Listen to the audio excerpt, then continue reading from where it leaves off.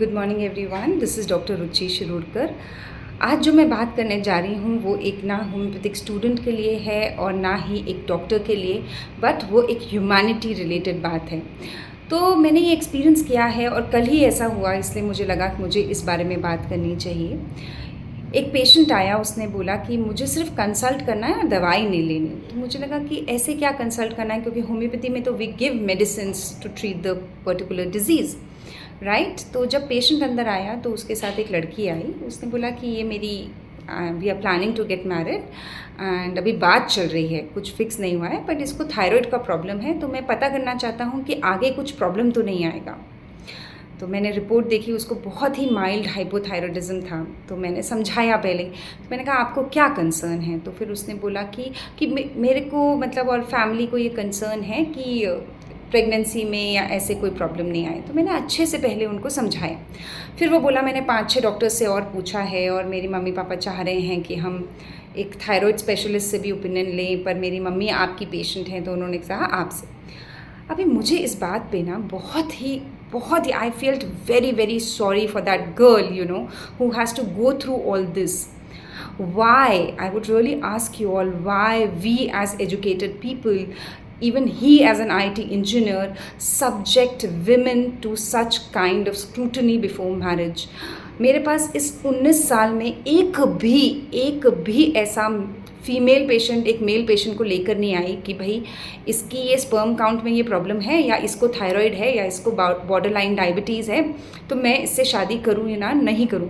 पर ऐसे बहुत सारे मेल्स या उनकी फैमिलीज़ ऐसे लड़कियों की रिपोर्ट्स लेकर आते हैं और पूछते हैं कि अच्छा इसको PCOD है, आगे प्रेगनेंसी में प्रॉब्लम तो नहीं आएगी, अच्छा इसको मेंसेस इरेगुलर हैं, या इसको थायराइड है।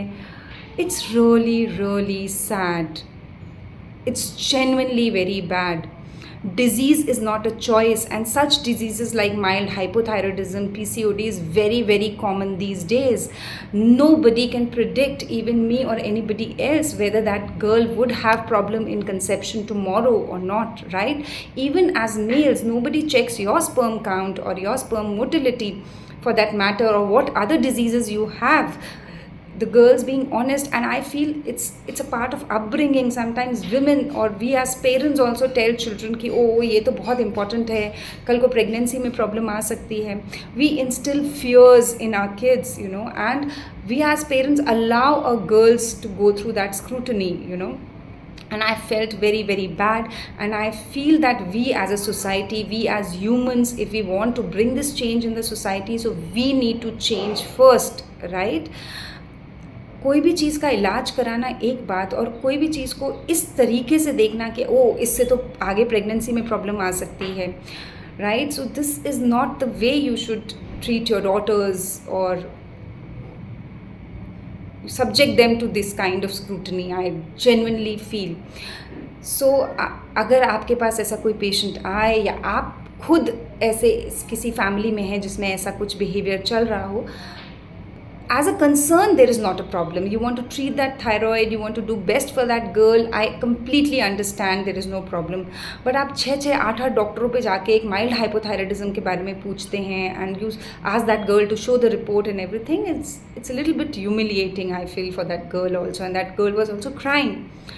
So I thought I should bring up this topic, and you as humans should stand up for those girls and stand up for yourself as a woman, right? So I hope we all bring a positive change in the society and make this world a beautiful place. Yeah, thank you.